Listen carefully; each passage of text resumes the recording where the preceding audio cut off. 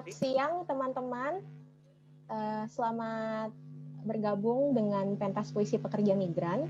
Kali ini sudah bersama kita 16 partisipan dari berbagai belahan dunia yang akan membacakan puisi-puisinya tentang pekerja migran dalam rangka memperingati Hari Buruh yang jatuh pada hari ini 1 Mei 2020.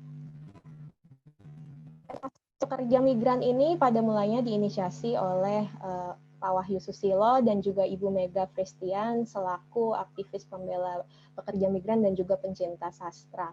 Untuk itu, untuk mengawali pentas puisi kali ini, saya akan memberikan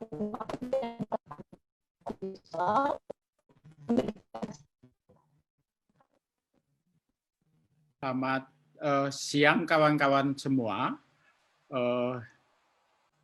Selamat siang. Bisa mendengar saya? Ya, oke. Senang sekali kita bisa berjumpa dalam perjamuan puisi ini. Dan ini sebenarnya adalah wujud dari pertama sebenarnya keinginan saya, tapi juga yang kedua adalah kejenuhan saya. Karena selama ini yang kita nikmati adalah Zoom yang sangat serius, sementara harusnya juga ada kegiatan-kegiatan kebudayaan agar membuat kita tetap berbudaya ketika kita kerja dari rumah. Yang banyak dilakukan adalah Zoom dan rapat-rapat. Nah, kegalauan yang lain adalah kalau saya baca acara Zoom misalnya ya, itu biasanya hanya diaspora internasional. Diaspora internasional itu hanya diaspora wangi aja gitu ya. Jadi para profesional, para akademisi, tetapi tidak pernah melihat kelompok pekerja migran yang sebenarnya itu mayoritas diaspora. Dalam perbincangan pandemik ini, baik kalau di pemerintah pasti ini sering dilupakan, tapi juga di kalangan diaspora mereka nggak pernah melihat konteks kebutuhan diaspora yang kemeringat seperti ini. Nah, saya kira inisiatif ini itu saya juga mendapat keluh kesah atau aspirasi dari teman-teman pekerja migran. Waktu itu saya lontarkan pada Mbak Mega Fristian, pada Mbak Arumi, pada Mbak Maria Bonio, itu mereka bersukacita untuk menyambut ini. Perlu diketahui Mbak Arumi, Mbak Maria Bonio, Mbak Mega Fristian, Mbak Nesa juga, Mbak Anissa, ini juga karya-karyanya itu juga sudah dibukukan. Nah, saya kira ini penting juga. Kalau Mas Jos selama ini juga banyak mengkoleksi karya-karya sastra eksil ya. Nah, ini teman-teman ini juga penggerak sastra pekerja migran. Saya pengen misalnya ini bukan pertemuan terakhir tentunya, kita ingin merevitalisasi lagi nanti aktivitas sastra pekerja migran ini untuk ke depan, karena ada yang juga diterbitkan oleh penerbit-penerbit mayor seperti itu. Saya kira itu beberapa hal yang bisa saya sampaikan. Senang sekali kita bisa berjumpa di sini. Mungkin nanti juga teman-teman bisa saling memperkenalkan aktivitas masing-masing. Saya senang di sini diaspora lintas bidang ya. Diaspora lintas negara, lintas bidang, ada yang jadi pekerja migran, ada yang jadi akademisi, ada yang jadi aktivis, ada yang jadi rohaniawan, dan saya kira ini keinginan kita untuk menyatukan kaum diaspora Indonesia, baik yang kemeringat maupun yang wangi kayak Mas Huda kayak gitu. Terima kasih. Ya, baik, terima kasih Pak Wahyu atas pengantar yang diberikan, memberi kita semua konteks tentang apa spirit, semangat, dan tujuan dari pentas kali ini kita selenggarakan. Tentu saja kalau mengutip kata Bu Mega yang live kita kali ini, tapi menyimak lewat Facebook. Halo Bu Mega.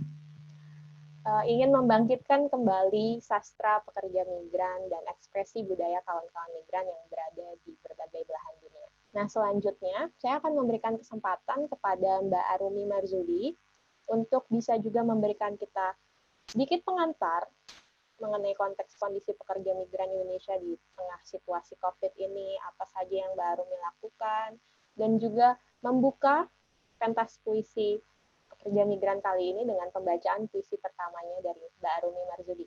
Silakan, Mbak. Baik, Mbak. Sebentar ya. Saya tutup pintunya sebentar. Pintunya ini. Oke. Mbak. Ya, salam kenal buat ibu-ibu, bapak-bapak sekalian. Saya Rumi Marsudi, salah satu mantan pekerja migran yang baru saja pulang di tengah pandemi corona yang melanda dunia ini. Jadi saya dulu sempat bekerja di Hong Kong kurang lebih 10 tahun 2005 sampai 2015. Kemudian yang terakhir saya mengadu nasib ke Singapura sampai Maret 2016 sampai Maret kemarin tahun 2020. Kemudian karena bos saya memutuskan untuk pindah ke Thailand, jadi saya pulang terus ke Blitar. Saya berasal dari Blitar. Bapak Ibu kalau mungkin main ke Blitar, silahkan mampir ke gubuk saya. Kepulangan seorang perantau di tengah pandemi virus corona ini sungguh sebuah pengalaman yang luar biasa menegangkan. Jadi sangat berbeda dengan kepulangan saya sebelumnya, di mana selalu dengan perasaan senang, dengan perasaan gembira mau ketemu keluarga. Tetapi kepulangan saya kali ini selalu dihantui dengan perasaan was-was. Bagaimana kalau saya menjadi salah seorang pembawa virus? Tetapi saya juga harus mengikuti himbauan dari Menteri Luar Negeri saat itu pada pertengahan Maret, di mana kasus corona di Indonesia sudah lebih dari 100, saya ingat itu. Jadi dihimbau agar pemegang visa turis untuk segera pulang. Kebetulan saat itu saya berada di Phuket dengan visa turis karena mengikuti majikan saya yang pindah ke sana dan membantu sebentar sekitar 2 minggu seperti itu. Jadi saya pulang dengan sangat mendadak, sempat seperti yang dikatakan Pak Wahyu tadi, sempat terlantar di Changi karena harus transit selama 18 jam dan tidak bisa keluar. Tetapi alhamdulillah saya bisa pulang dengan selamat, walaupun sampai ke rumah juga ada stigma negatif dari masyarakat sekitar. Tapi saya tetap mengikuti prosedur untuk isolasi mandiri, karantina mandiri di rumah, dan selalu update kepada petugas kesehatan di desa saya. Jadi pandemi ini efeknya sangat terasa, apalagi bagi mereka yang merantau di luar negeri. Karena kan TKI ini selalu identik dengan stigma-stigma buruk. Pulang selalu dikaitkan dengan membawa ini, membawa itu, apalagi di tengah wabah yang seperti ini. Jadi terasa lebih kuat, terasa lebih, bahkan saya sempat didatangi TNI Polri di rumah saya, 1 TNI, 1 Babinsa, dan 1 polisi, karena ada pengaduan masyarakat bahwa saya pulang, jadi cuma mau memastikan bahwa saya tidak kemana-mana. Padahal saya sudah dicek sama bidan desa itu setiap 2 hari sekali, memastikan bahwa saya ada di rumah, dan selalu saya ada di rumah. Saya juga selalu update lewat aplikasi WhatsApp. Ya seperti itu pengalaman yang kami alami, jadi selalu menegangkan ya. Termasuk bagaimana juga saya sebagai mantan buruh. Kan ini kebetulan ya, tema kita tema buruh, jadi saya akan bicara sedikit tentang buruh.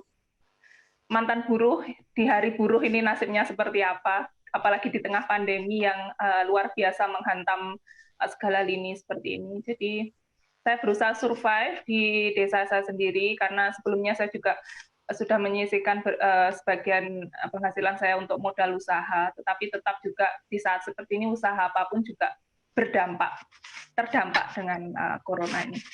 Tapi marilah sejenak kita lupakan tentang hiruk pikuk corona ini, mari kita rileks sebentar dengan bapak-bapak, ibu-ibu sekalian.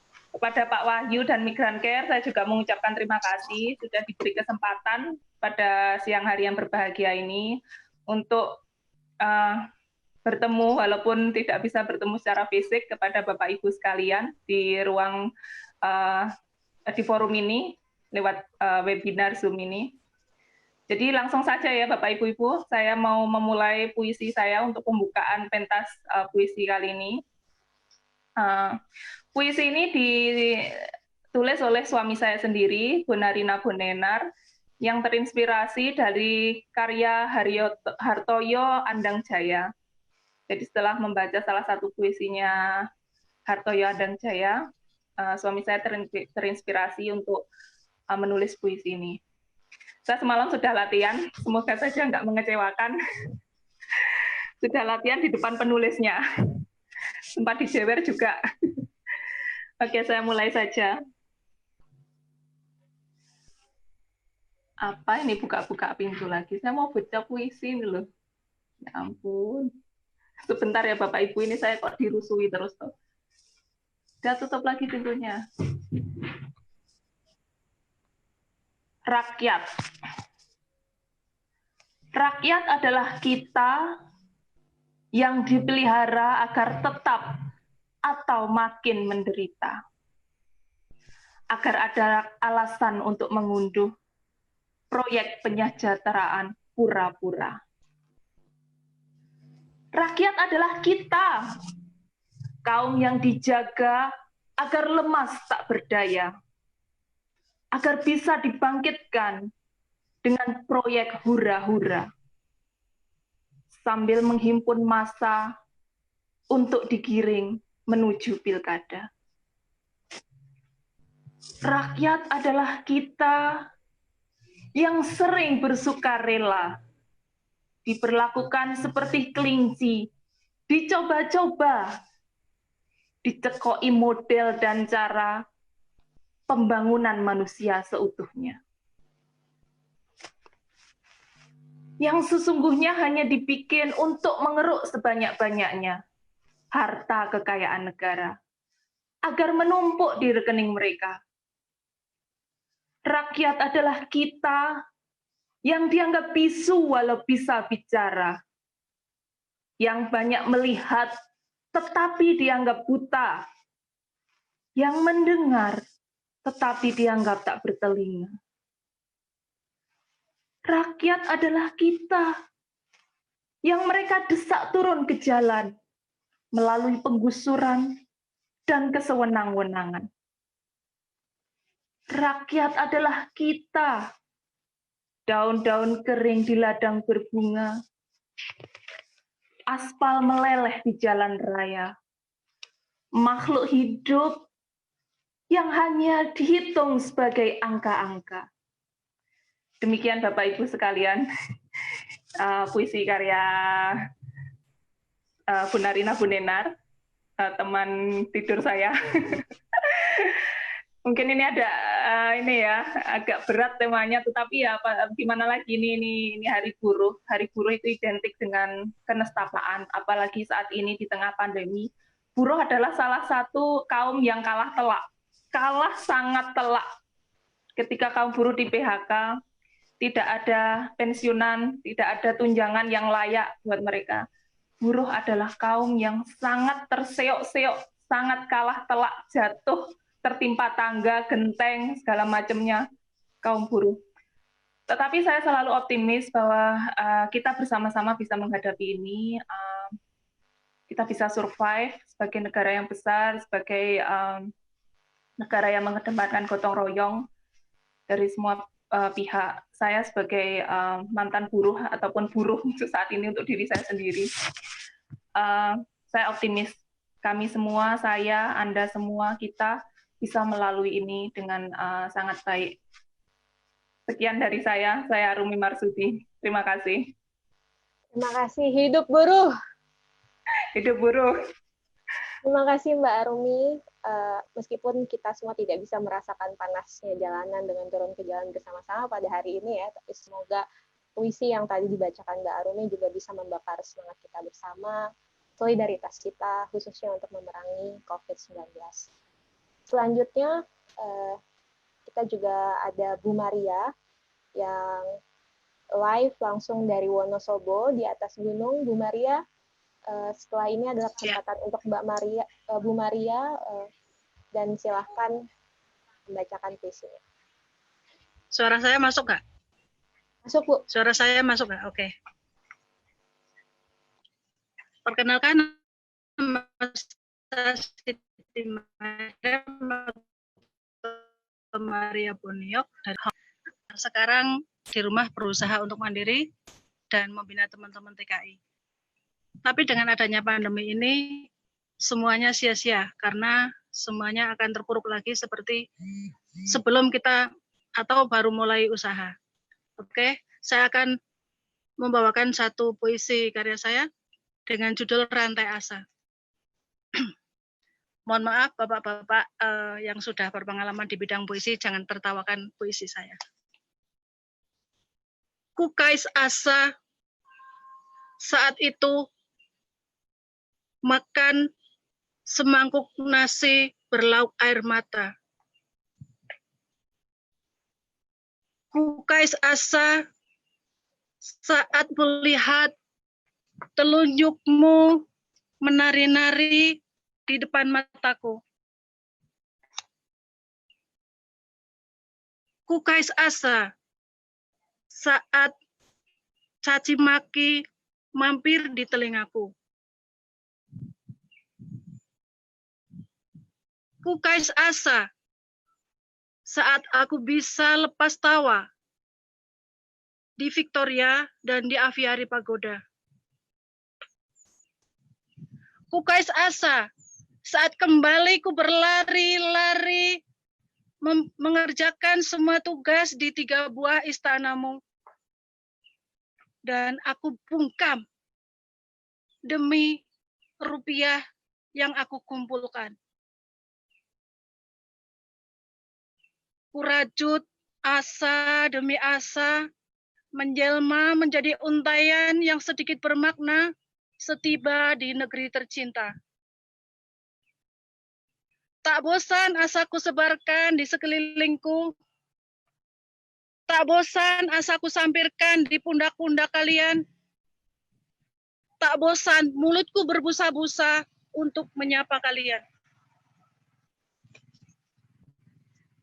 Dulu, kau banggakan kami para pejuang devisa yang membuat angka-angka masukan negara melambung tinggi.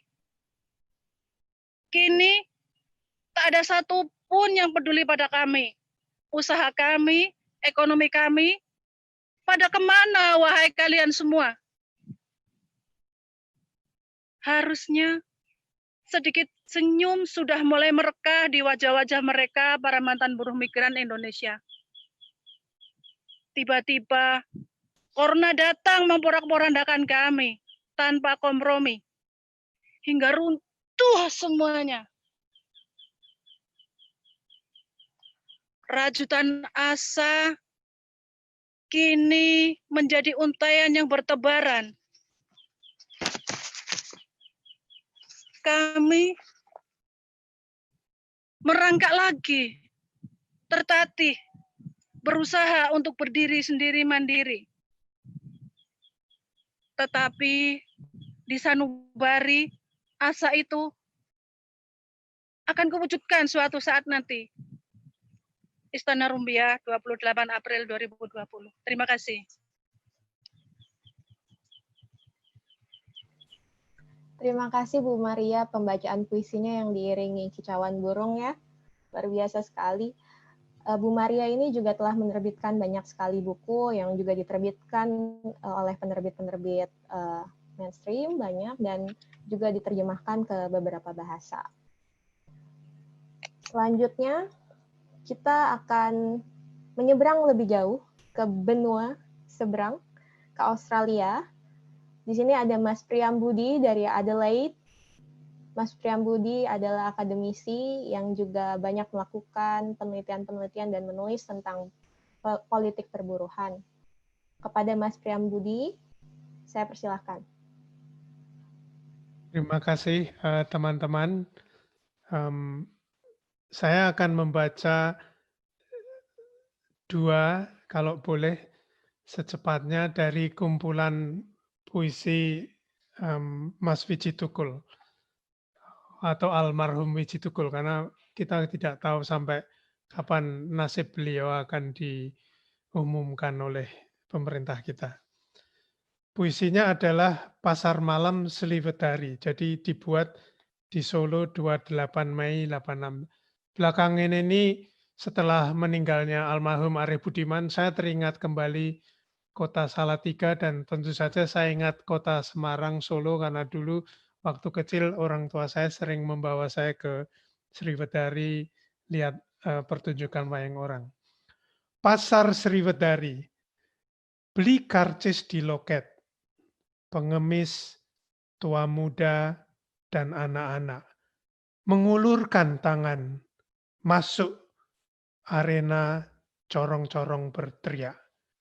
Udara terang benderang tapi sesak.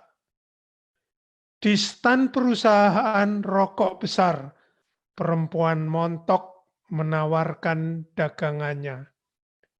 Di stan jamu tradisional, kere-kere di depan video berjongkok. Nonton silat Mandarin. Di dalam gedung wayang wong, penonton 15 orang. Ada pedagang kaki lima yang liar tak berizin. Setiap saat bisa diusir keamanan. Itu Pasar Sriwedari. Satunya adalah Jalan Slamet Riyadi Solo. Dibuat tahun 91 ya.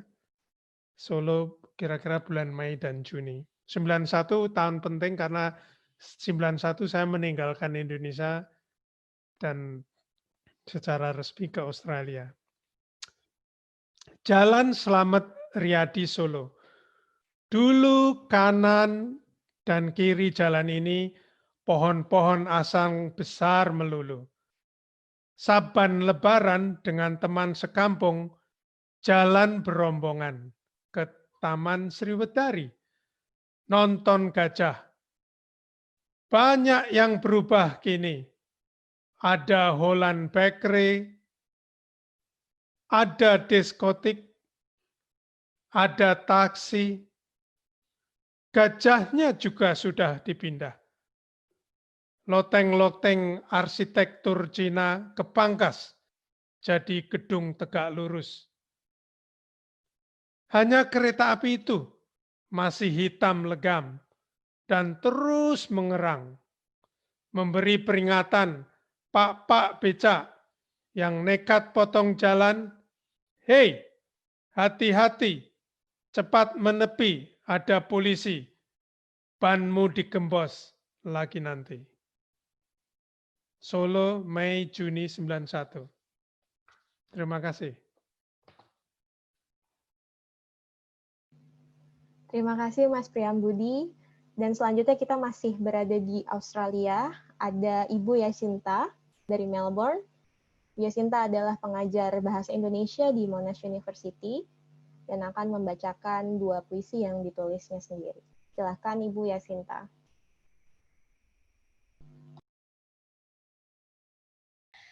Selamat Hari Buruh Sedunia. Salam solidaritas kepada rekan-rekan buruh terutama yang ada di dan dari Indonesia. Saya akan membacakan 2 puisi pendek yang saya tulis. Yang pertama dalam bahasa Indonesia, yang kedua dalam bahasa Jawa. Puisi yang pertama judulnya adalah Majikan Bernyali. Dicari majikan bernyali yang berhati dan berani menjadi manusiawi. Melbourne, April 2020. Puisi yang kedua saya tulis dalam bahasa Jawa, pendek juga. Judulnya adalah Buruh. Buruh, jarine penggede, butuh dawuh. Trenyoh, kisroh, rusuh, embuh. Jarene dhewe giat, kuat, tekad, tirakat, bolak-balik, panas, adem, esok bengi, njaba jero, dhuwur ngisor, cilik gedhe, reget resik, wani, wedi, rono, rene, jareku, ora ana buruh, ora ana donya.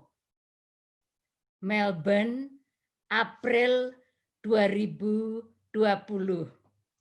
Terima kasih sudah diundang oleh Mas Wahyu, Mbak Mega, keluarga besar Migrant Care, dan sampai bertemu di kesempatan yang lainnya. Hidup buruh. Hidup. Terima kasih Mbak Yacinta dan puisinya yang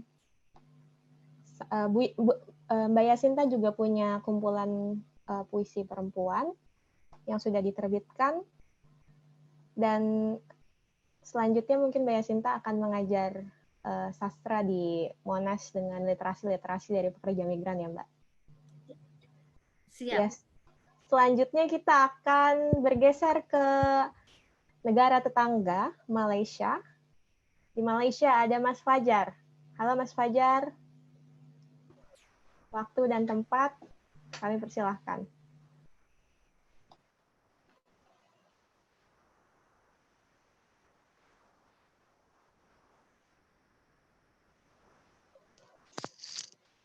Sudah ya?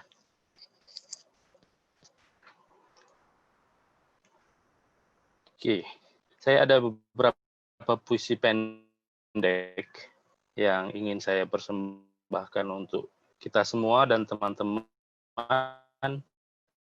Yang pertama judulnya saya anak transmigrasi. Transmigrasi. Aku terkejut. Kukira bapakku tiba-tiba jadi pegawai negeri. Seragamnya warna kaki. Ternyata itu baju celana berangkat transmigrasi. Petaling Jaya, 29 Januari 2020. Dua puisi pendek berikutnya adalah tentang pekerja migran yang sudah sangat berumur 70 tahun, tapi masih terdampar di sini. Saya lihat ada buat ini, tapi kalau tidak kelihatan. Ya, ini ada sedikit gambar tentang dia ini. Yang pertama judulnya, Kamu Siapa? Hei, kamu siapa?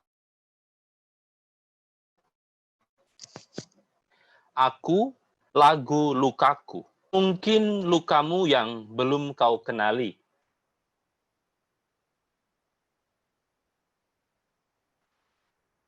Sejak hijau kuncup aku piatu, daunku tumbuh didesak mekar, mereka lupa bahwa aku serta aku ditinggalkan melata. Kamu siapa? Aku yang dilupakan, tak dicatat, tercecer dari sensus penduduk, tak terjerma dalam klip sekalipun, bahkan jika ia tanpa sengaja. Kamu siapa? Aku dendam kesumat. Lambat laun menggedor pintumu, aku yang terkapar ditampar dingin, terjerembab jam 2 pagi, dibelai hujan. Aku sudah menjelma lolong, menghantui mimpiku sendiri. Kamu siapa? Aku suara yang hilang disapu Clorox, pengingat dosamu di setiap subuh waktu ayam berkokok. Aku bisikan lirih, lancang mengusik mimpimu, sampai kau bayar lunas belasan tahun hutangmu. Kamu siapa? Ngiring kembangmu dulu, merapikan rambutmu, ikat tali sepatumu. Tapi sayang, aku kini tanda bagimu bahwa engkau lupa menjadi manusia. Semoga kau temukan lagi jalan ke rahim ibumu mendahuluimu. Hei, kamu siapa? Aku bukan siapa-siapa. Matiku pun tak meninggalkan nama. Aku cuma pencari jalan pulang. Yang untungnya aku tiada berhutang. Kajang 26 Februari 2020.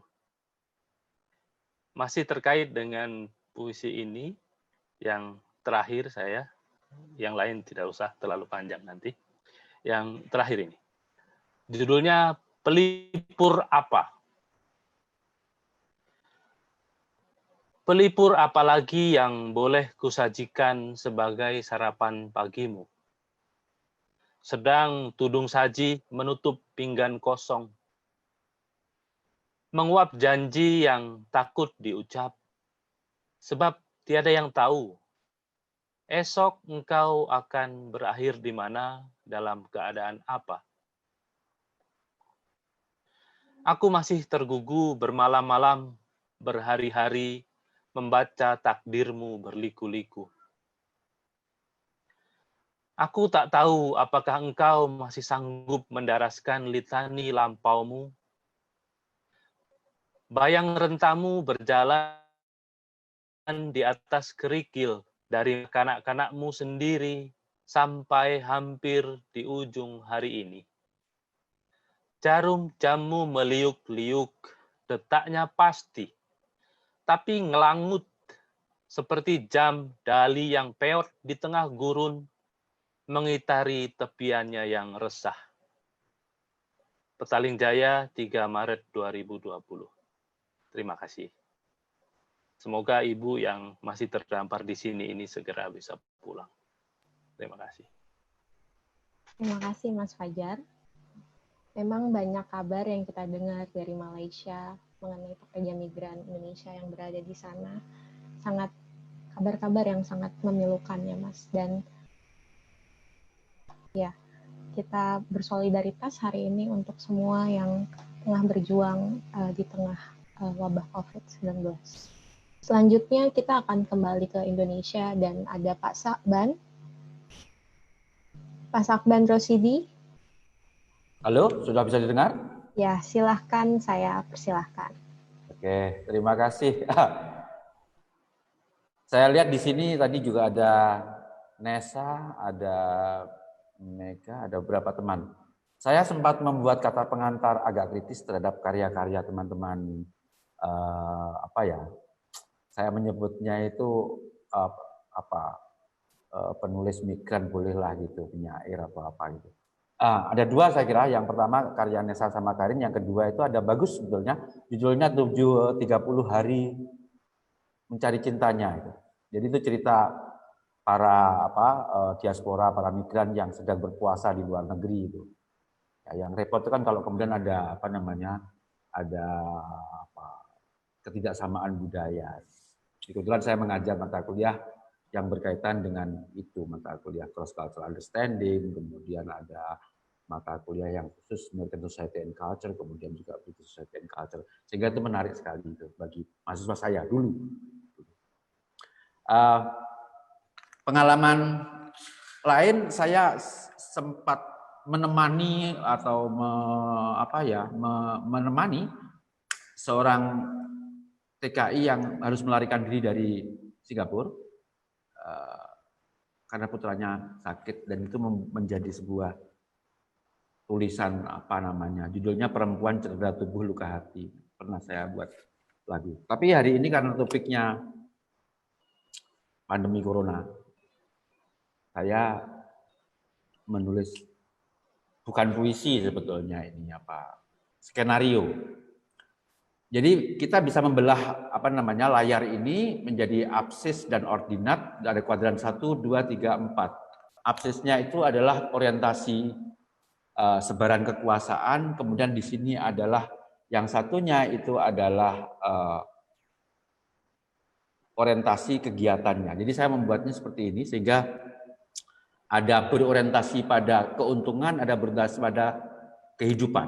Pemerintah kita ini mencari keuntungan atau menjamin kehidupan dan penghidupan itu.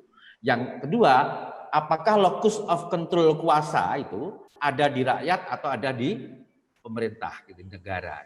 Sehingga dari sini saya punya 4 kisah sebetulnya, 4 kisah pasca pandemi corona ini. Mudah-mudahan nggak jadi karena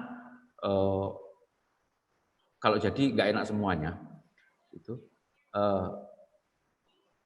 yang saya harapkan itu adalah segera diketemukannya vaksin, sebab pemutusan apa namanya ini mata rantai penularan ini menurut saya nggak menjamin. Termasuk misalnya tadi yang dari South Australia ya, dari South Australia tadi menyebut bahwa apa namanya sudah bisa, itu tetap belum bisa keluar. Sekali tempo ada masuk lagi virus itu akan seperti apa namanya mortir, meledak lagi seperti itu. The only one gitu menurut saya solution itu adalah apabila diketemukan vaksin dan kemudian bisa diselesaikan. Nah, saya akan membaca ini. Jadi kisah ini yang pertama, kisah 1 itu adalah Leviathan, gambaran ya seperti itulah kira-kira kalau pandemi ini nggak selesai, salah satunya. Yang kedua adalah Homo homini lupus, yaitu ketika negara tidak hadir dalam apa namanya keadaan pasca pandemi yang kayak gini nih, sudah 2-3 bulan nggak bekerja ini. Kalau di kampung saya udah nggak karu-karuan, sudah nggak peduli dengan yang namanya PSBB atau PSBB atau apa, sudah nggak peduli gitu. Dan yang berikutnya adalah seandainya negara penuh bisa kendalikan, menjamin kebutuhan, tetapi dengan pola yang sosialistik zaman dulu, saya menyebutnya utopia. Kisah ketiga. Dan yang keempat adalah yang kita harapkan sebetulnya adalah Homo homini socius, di mana kita bisa gotong royong tadi itu. Kadang kita perlu membuang negara kalau memang tidak berfungsi. Saya kira itu saya akan membacakannya agak pelan-pelan.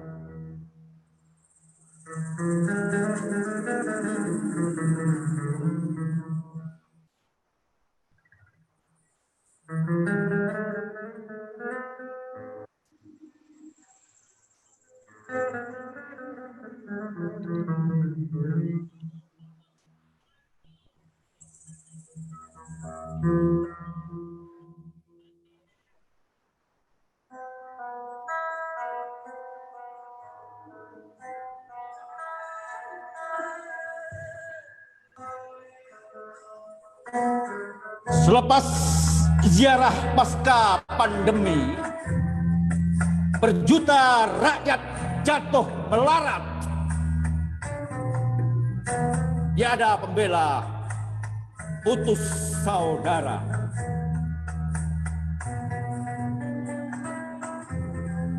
Tinggal negara punya kuasa.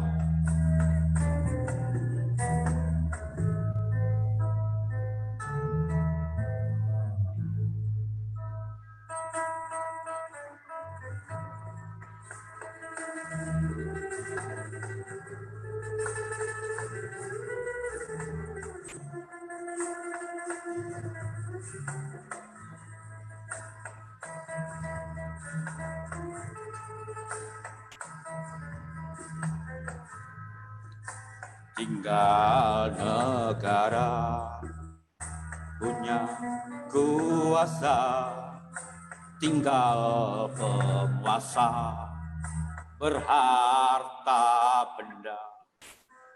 Berjuta hamba sahaya mengemis kepada negara, berjuta jelata sudra menghamba pada penguasa.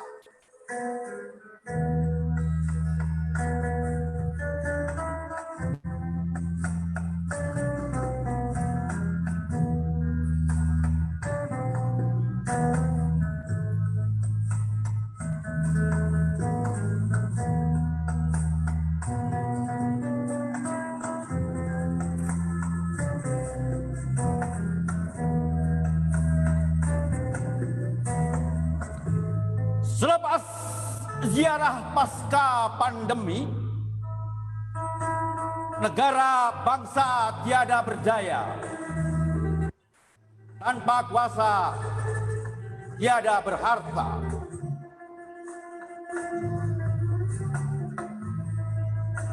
Tinggal manusia tajam naluri.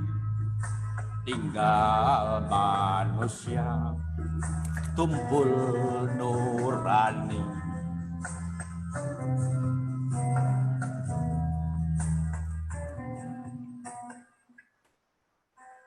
Berpuluh ribu binatang mangsa sesama, berpuluh juta binatang dimangsa sesama.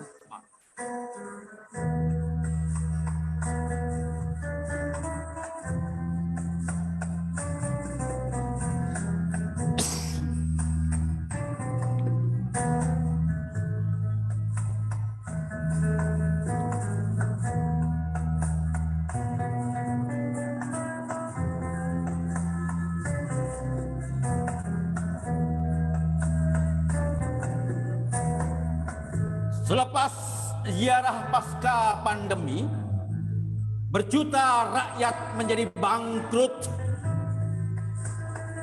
Bertahan hidup harus menurut.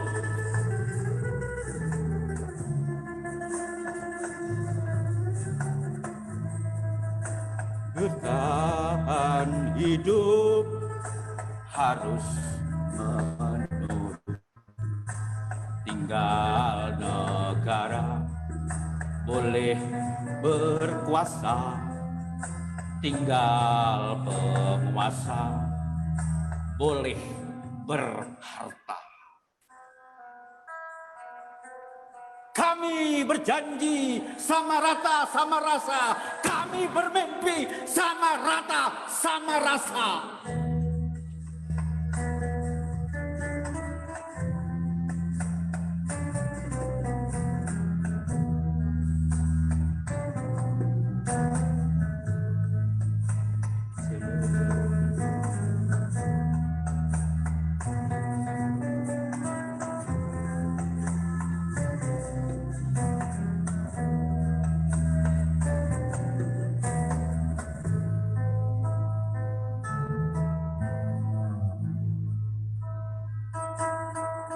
Selepas ziarah pasca pandemi, negara bangsa menjadi bangkrut, tiada kuasa, hanya menurut.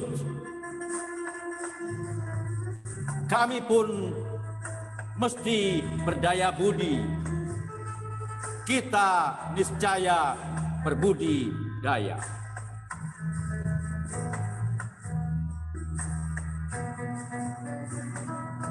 Berdaya budi, berbudidaya.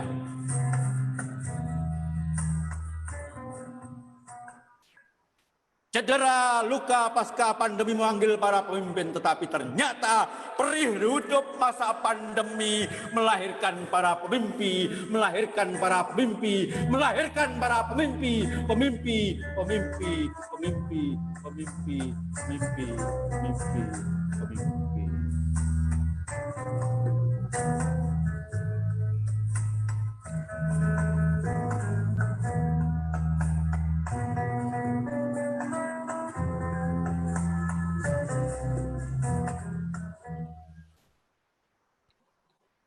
Terima kasih.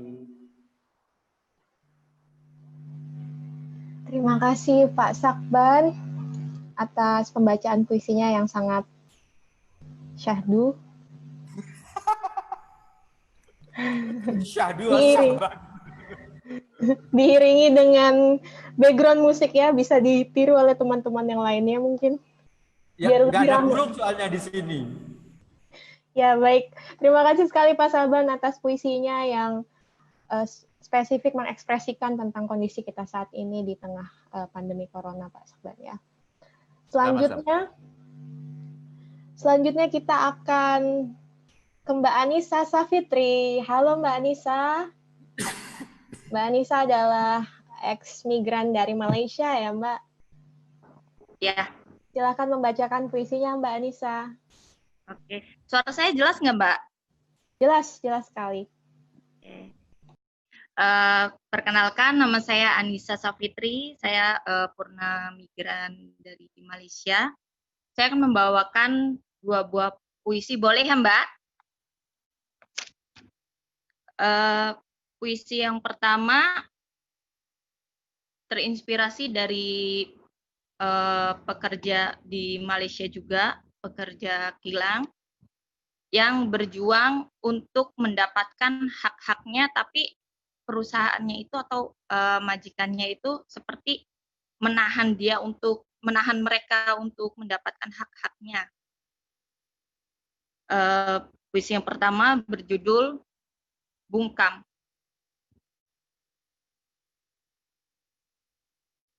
Bungkam. Suaranya tertawan, diantaranya mulut terbungkam. Jiwanya timbul dan surut tenggelam. Bimbang. Maju terancam, mundur kalut tersungkur. Diam. Tirani kejam. Hilangkan harap, menambah lelah, hardik siapa salah. Tuan melenggang tutup telinga, abaikan setiap suara pilu. Bagi Tuan, suara mesin terjaga jauh lebih berharga. Timbun laba, tak peduli timbun derita si pekerja. Ironi, sore itu, suara karut, jadi amuk membuncah. Tundukkan semua tatapan kami. Tanya hati, salah apa lagi kami? Ya, itu puisi saya yang pertama. Saya akan membacakan satu puisi lagi. Ini terinspirasi dari cerita saya juga yang sedang kesulitan mencari kerja. Dan tentunya beberapa pencari kerja di Indonesia mungkin merasakan hal yang sama. Puisinya berjudul Sampul Coklat. Pada akhirnya, kertas-kertas pengharapan itu yang terbuang, lalu terbang melayang, tertiup angin kepalsuan, kecewa, menyeruak di pelupuk mata. Hari ini dan lagi, tirani merenggut harap, padamkan hasrat, tundukkan pandang. Jelagah, wajah lusuh dalam balutan resah, melangkah gontai. Di bawah terik mentari, sambil dipegang erat, berkas bersampul coklat. Di dalamnya ada nilai-nilai yang tak lagi dinilai juga. Pandai yang tak lagi menjadi kritikal. Miris. Kantong tebal jadi andalan. Kantong tipis jadi saksi. Atas tumpulnya mata pisau kejujuran. Ya, sekian dari saya. Terima kasih Mbak Anissa. Sama-sama. Ya, selanjutnya kita akan menyeberang lagi ke Bangkok. Ada Mas Ical di Bangkok. Halo Mas Ical.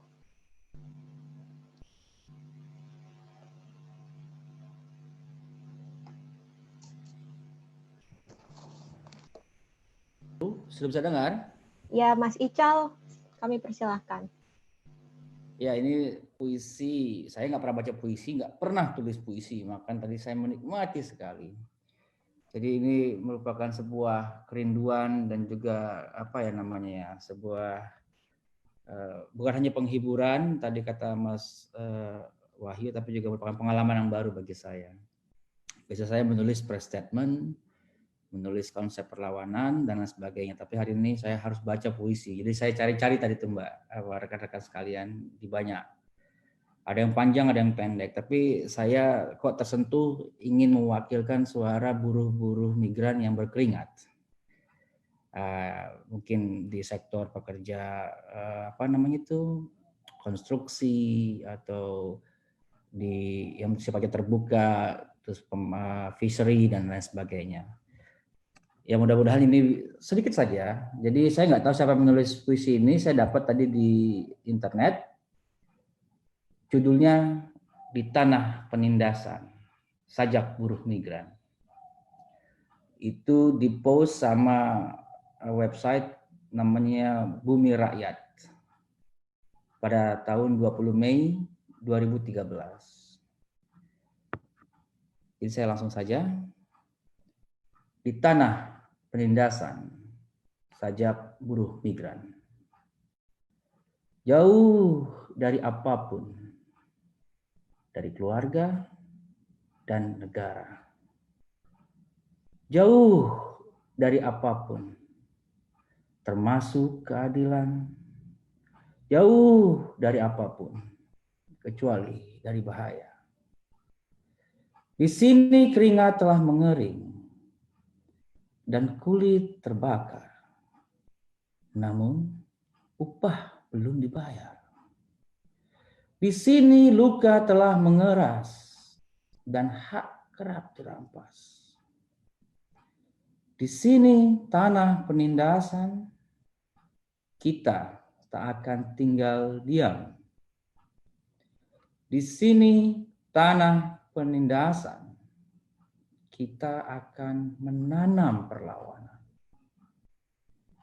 Di sini tanah penindasan, kelak akan tumbuh kemenangan.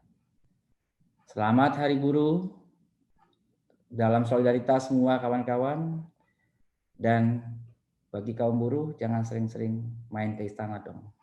Terima kasih. Hidup buruh, Bang Ical. Oke, selanjutnya kita akan sudah jalan-jalan ke Bangkok, lalu kita balik lagi ke Indonesia. Ada Mbak Sonya Helen, jurnalis yang aktif menulis isu-isu tentang perempuan dan juga pekerja migran Indonesia. Mbak Sonya.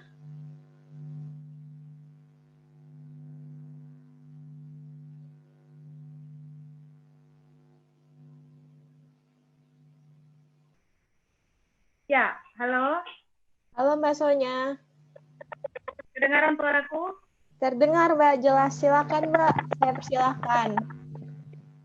Oke, terima kasih Mas Wahyu, terima kasih. Ini aku bangga sekali, terima kasih sekali. Ini pertama kali aku diajak baca puisi. Mas Wahyu, aku cuma bercanda, tapi ternyata disambut serius. Aku akhirnya berada dalam kebingungan, tapi aku mencoba, Mas Wahyu. Sesungguhnya ini hari buruh, tapi karena Mas Wahyu mengambil tema perempuan, aku kemudian tergerak untuk mencoba membaca puisi dengan versi saya tentu saja. Puisi saya tentu tidak sebagus Pak Sakban yang sangat luar biasa, tapi sebagai wartawan saya ingin membaca dua puisi. Satu tadi saya baru dapat dari saya browsing tadi. Saya ingin membacakan puisi buat saya berikan buat teman-teman perempuan pekerja migran Indonesia, dan saya tadi dapat puisi dari Dinda Astri, seorang tenaga kerja wanita di website itu asal Lampung. Ini dulu dia pernah kirim di web dan judulnya adalah, saya mulai baca ya, Intan Terpendam. Daku bagai intan terpendam. Tiada berkilau, bilah tak tergali. Bermodalkan sedikit keberanian, tinggalkan negeriku Indonesia yang lebih menawan. Teriring berjuta pengharapan, Taiwan sebagai langkah tujuan. Batin teriris, jiwaku meradang, menahan pilu serta keresahan. Akankah dapat sanggup berjalan? Terpisah buah hati yang butuh dekapan. Terpaksa daku merelakan demi masa depan gemilang. Meski coba terus menerjang,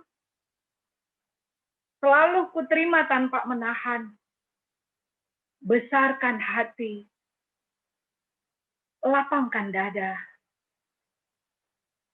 Tinggi keyakinan kurai.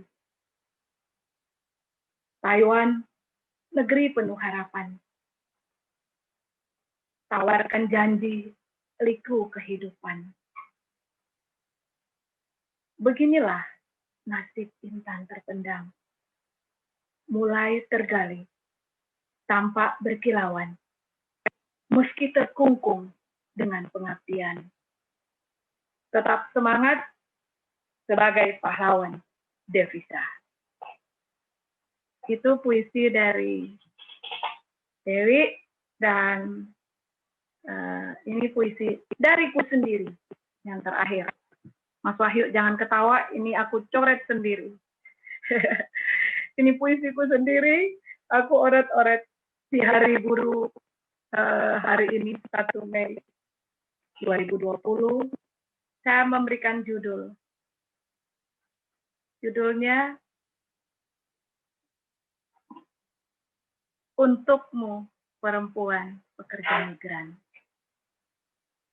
Sesungguhnya dan sejujurnya, sejak kecil aku tidak tahu banyak tentangmu. Dari yang ku tahu tentang dirimu, hanya dari kata orang, kata berita, dan cerita-cerita.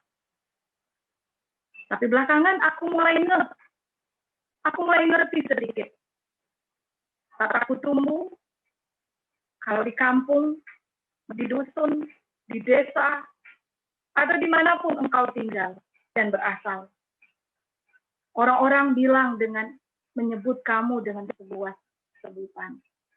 TKW. TKW. Aku pun mendengar itu. Katanya, kamu adalah orang-orang perempuan yang merantau ke negeri luar sana. Mencoba mencari keberuntungan, mencoba mengubah nasib. Semuanya demi keluarga, demi masa depan anak-anak. Demi itu.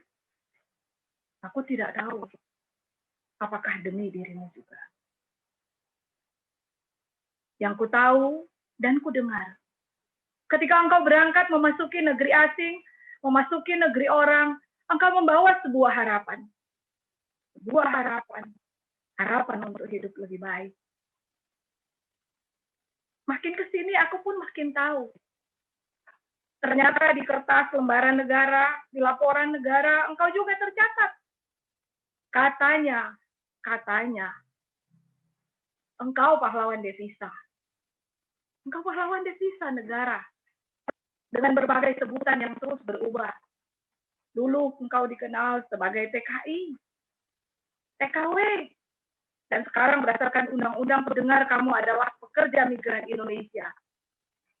Perempuan pekerja migran Indonesia. Tiap tahun di laporan negara engkau masuk. Tidak hanya sebagai pahlawan devisa negara, tapi yang ku dengar dan ku tulis, engkau masuk dalam daftar pekerjaan rumah. PR terbesar negara kita. Katanya sih, engkau banyak masalah. Jadi masalahnya membuat engkau menjadi PR terbesar bagi negeri ini. Lalu kemudian aku bertanya, sampai kapan engkau menjadi pekerjaan rumah? PR, dan PR bagi negeri ini. Bisakah PR besar itu berubah menjadi sebuah kisah sukses? Bukan lagi namanya PR, Aku sendiri nggak bisa jawab. Benar, aku sendiri nggak bisa jawab. Tapi yang ku tahu persis, yang ku tahu hingga kini, aku sama sekali tidak mengerti perasaan. Aku juga sama sekali tidak tahu betul apa yang terjadi dengan dirimu. Apakah engkau happy? Apakah engkau bahagia? Apakah engkau susah, menderita, disiksa, atau mengalami berbagai penderitaan? Aku tidak tahu. Rakyat Indonesia pun tidak tahu. Semua tawa dan duka, hanya engkau yang tahu sendiri. Ya, aku tidak tahu. Yang ku tahu dan yang ku tahu, engkau adalah perempuan yang tangguh. Engkau adalah perempuan luar biasa dan engkau adalah petualang. Engkau perempuan. Engkau perempuan dan engkau perempuan yang tak pernah menyerah dengan apapun. Dalam penderitaanmu engkau bertahan. Meskipun beberapa di antara kamu harus pulang tinggal nama dan jasad. Sedih rasanya. Sedih. Ketika mendengar daftar nama perempuan-perempuan yang pulang tinggal nama dan tinggal jasad, masih kuingat sebuah nama. Ya. Adelina Sao. Itu nama yang mengganggu sanubariku. Itu yang nama yang mengganggu nuraniku. Betapa anak masih remaja. Betapa perempuan masih kecil berjuang di negeri orang. Dan akhirnya pulang tinggal nama. Oh. Berapa banyak lagi Adelina yang harus jadi korban. Berapa lama lagi Adelina yang lain harus pulang seperti itu. Aku pun tidak tahu. Aku sungguh tidak tahu. Aku tidak bisa menebak, sama seperti aku tidak bisa menebak kapan COVID-19 berakhir. Selalu yang kuingat, banyak sekali kata prihatin untuk kalian. Ucapan bela sungkawa kalau kalian pulang tinggal jasad. Tapi sekali lagi, yang ku tahu semuanya akan berakhir. Berakhir dan berakhir, lalu hilang. Engkau hilang dalam ingatan semua orang, kecuali ingatan yang tertinggal dalam diri anakmu dan keluarga. Ya, sejarah tetap sejarah. Apapun yang terjadi di negeri ini, engkau bagian dari negeri ini. Karena itu, bangga dan salut untukmu. Wahai perempuan-perempuan pekerja migran. Jakarta 1 Mei 2020. Untukmu, perempuan pekerja migran.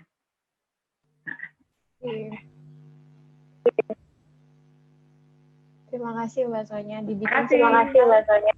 Dibuatkan spontan hari ini, tapi puisinya cukup menggambarkan secara luas tentang pekerja migran perempuan. Terima kasih Mbak Sonya. Selanjutnya,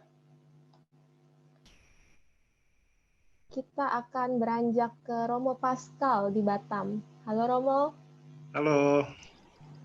Ya, silahkan Romo Pascal membacakan puisinya. Baik, terima kasih. Selamat siang buat semuanya. Terima kasih Mas Wahyu udah ngundang ke sini. Perkenalkan Bapak Ibu semuanya, saya Romo Pascal. Saya tinggal di Batam. Saya seorang pastor, saya juga muridnya Mas Wahyu Susilo. Dan saya hari ini diundang guru saya juga untuk baca puisi di sini. Sama Hari Buruh buat kita semua. Semoga semua buruh dilindungi. Kita semua boleh sehat. Dan COVID ini cepat berlalu. Vi, suara saya dengar ya, Vi? Oke. Saya baca 2 puisi, 1 puisi teman saya dan 1 puisi saya. Semoga berkenan.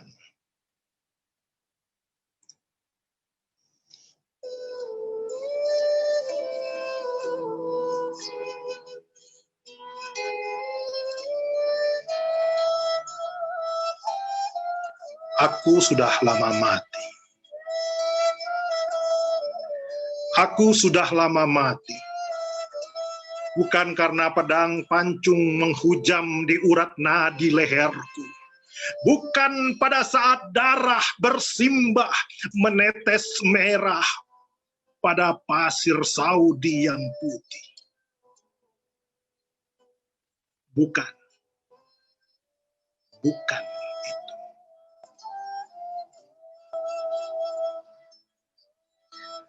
Aku sudah lama mati. Tak kala anakku bersekolah, sudah mulai berhenti. Tak kala beras yang hendak dimasak, tak ada lagi. Tak kala para cukong TKI menyatakan aku berhutang tanpa bukti.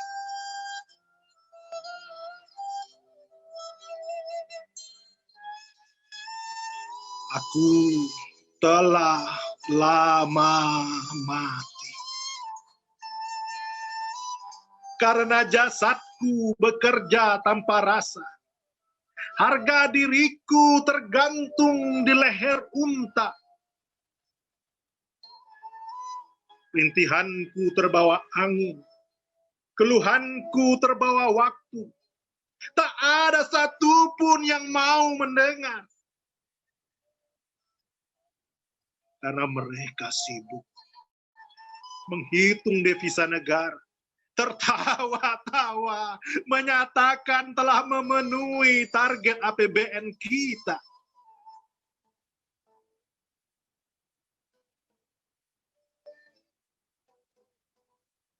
Aku telah lama mati.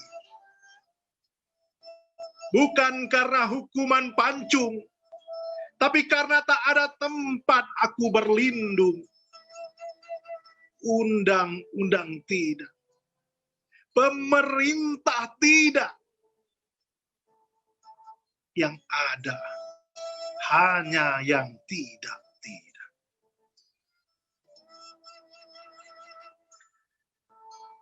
Aku telah lama mati. Bukan pada saat dipancung hukuman mati sekarang ini.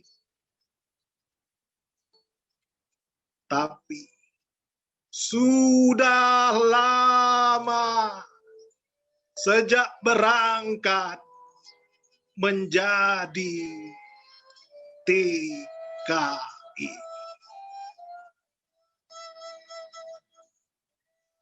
Terima kasih, itu puisi yang pertama. Puisi yang terakhir. Judulnya Perempuan Dijual. Perempuan dijual. Telah kulihat perempuan belia melangkah di tanah kering. Senandungnya kasih ibu dengan doa nyaris gersang di papas kemiskinan. Mengeluh pun tak mampu, hanya menyiksakan kata, baktiku padamu ibu. Sorot matanya memancarkan cinta begitu hebat, yang kedalamannya membenamkan lara kehidupan. Lalu datanglah iming-iming, memercikkan harum bunga mawar pada diri lugu antara sadar mimpi menyaksikan tungku ibu berabu rindu dalam tandus yang melilit hari. Pergilah nestapa bertolak ke kota yang tak dikenal, membawa janji, ibu, nanti engkau pasti akan bahagia. Setahun kemudian, setelah tiada kabar, pulanglah jasad penuh luka, lebam sekujur tubuh, menuliskan cinta dan air mata di pangkuan Ibu. Pulanglah jasa, pulanglah luka, lebam sekujur tubuh, menuliskan cinta dan air mata di pangkuan Ibu. Batam 5 Februari 2020. Terima kasih. Salam untuk kita semua. Salam Romo. Saya juga jadi ingin membacakan tulisan yang ada di kaos Romo, berhentilah menjual manusia. Stop trafficking, ya Romo ya. Promosi. Iya. Jadi sudah ada 2 kaos yang saya inginkan hari ini. Kaosnya Romo Pascal dan kaosnya Mas Fajar tadi ya. Siap. Dua-duanya terinspirasi dari isu-isu pekerja migran. Baiklah, selanjutnya kita akan kembali ke Wonosobo. Di Wonosobo ada Mbak Nesa Kartika. Mbak Nesa adalah purna migran juga yang aktif sekarang menjadi penggerak mengorganisir komunitas pekerja migran di Indonesia. Mbak Nesa, kami persilahkan Mbak. Halo, teman-teman. Lagi hujan deras.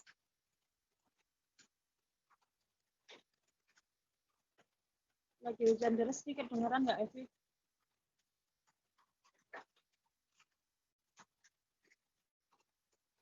Saya mau bacakan satu puisi dan satu narasi. Sebenarnya yang narasi adalah puisi yang panjang sekali, tapi nanti dibacakan sebagai narasi saja. Yang pertama puisi buatan saya.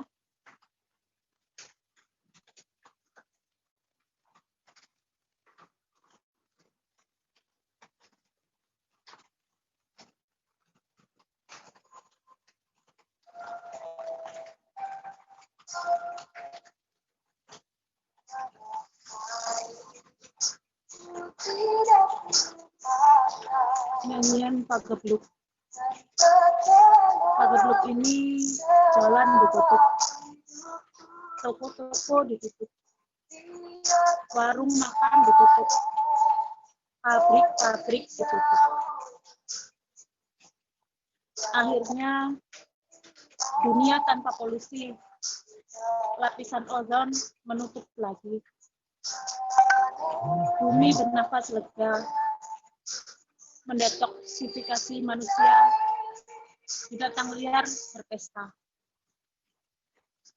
Manusia di rumah saja, jangan kemana-mana, kerja dari rumah. Kerja apa? Kami kaum buruh, kehilangan pekerjaan. Buruh kehilangan mata pencaharian.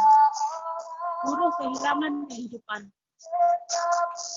Bertahan dalam ketidakpastian, tanpa tabungan, entah besok makan apa. Buruh migran terlunta-lunta di negeri orang, tak bisa pulang, tak bisa makan, kelaparan. Kami kaum buruh kehilangan pekerjaan. Jangan kami harus juga kehilangan nyawa kami. Puisi yang pertama, kemudian yang kedua, kesunyian besar umat manusia.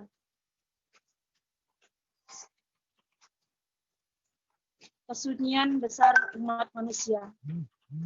Takdir muram dunia ini, kebingungan.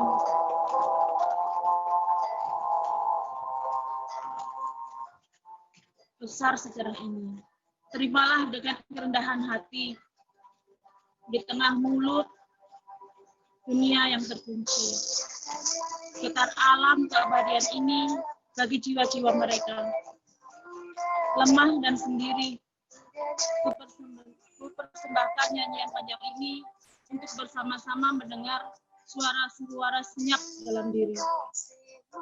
Tuhan telah mengirim kesunyian besar untuk seluruh penduduk bumi. Pintu-pintu telah tertutup bagi duka dan bahagia yang hendak masuk. Tak ada lagi yang terbuka selain jalan keheningan, doa, dan perlambang bermekaran di taman jiwa yang dalam. Manusia yang lama tak mengenal dirinya, setengah digiring,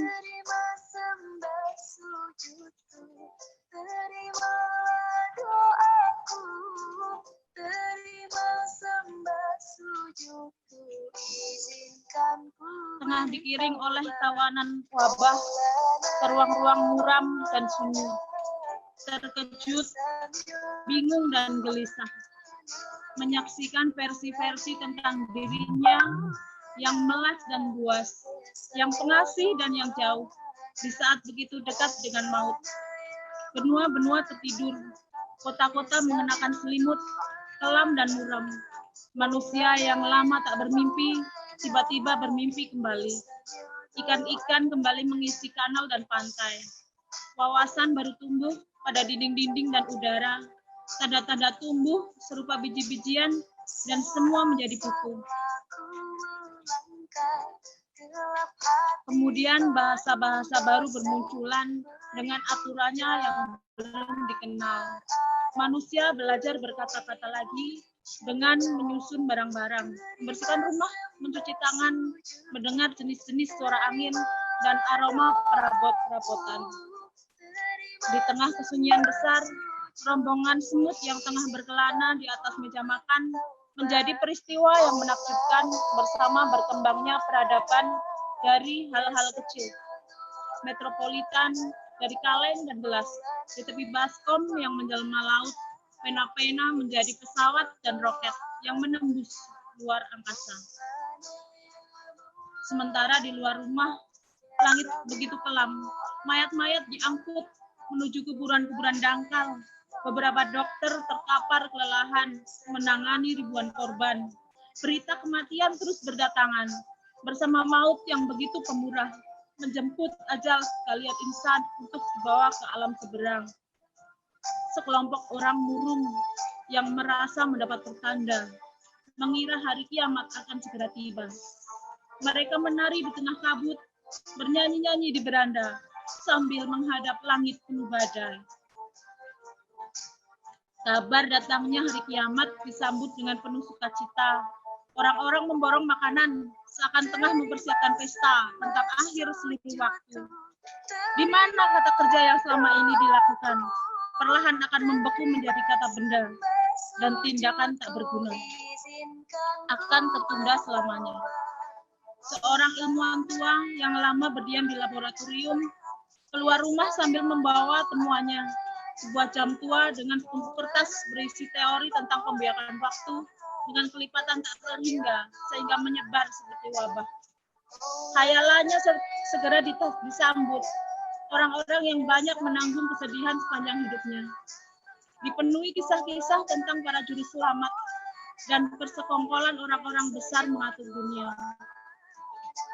Kerumunan mereka berakhir ketika seorang bocah yang baru pulang dari sekolah menghampiri dan bertaruh sambil memasang beberapa koin. Nanti malam hujan akan turun dan esok matahari akan terbit seperti biasa. Tapi jam tua itu akan tetap mati sampai juru selamat menghidupkan kembali. Esok hari, jalanan dipenuhi manusia. Beberapa seniman menggelar pertunjukan di pinggir alun-alun yang ramai, membawakan lagu-lagu cinta dengan perasaan hebat dan syahdu, menghibur para pejalan dan orang-orang yang tengah rehat dari pekerjaan. Sekian, Evi. Ini puisi dari lewat siapa ya? Puisi tentang wabah ditulis oleh Gus Faisal Kaman Sobat, Pondok Pesantren Miftahul Huda, Cibaru, Majenang, Cilacap. Terima kasih ya. Terima kasih Mbak Nesa. Terima kasih Mbak Nesa. Mbak Nesa ini juga menulis beberapa novel tentang pengalaman imigrasi ya Mbak, yang tadi juga sempat disebutkan oleh Pak Saban. Pak Saban menulis pengantar di buku-buku yang Mbak Nesa. Terima kasih Mbak Nesa, semangat berliterasi, selamat menjalankan dan melanjutkan puasa. Terima kasih ya. Sekalian pamit ya, Vi ya. Ya Mbak Nesa, terima kasih.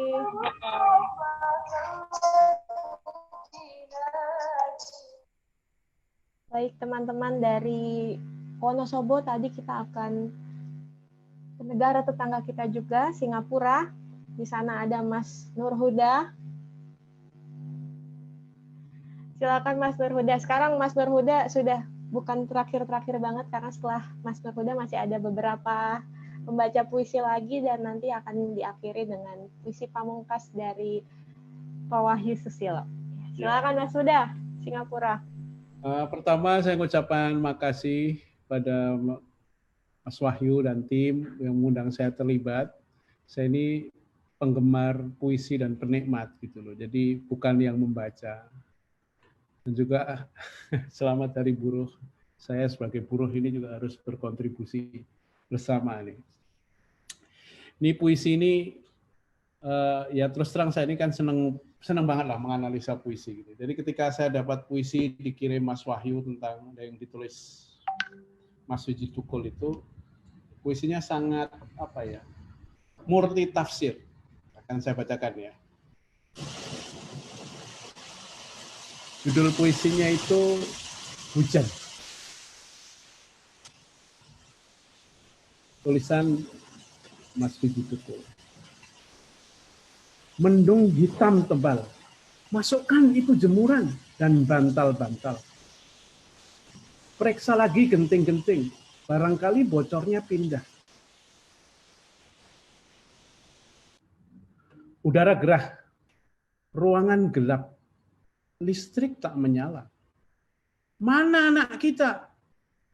Hujan akan lebat lagi tampaknya. Semoga tanpa angin keras. Burung-burung parkit itu masih berkicau juga dalam kandangnya.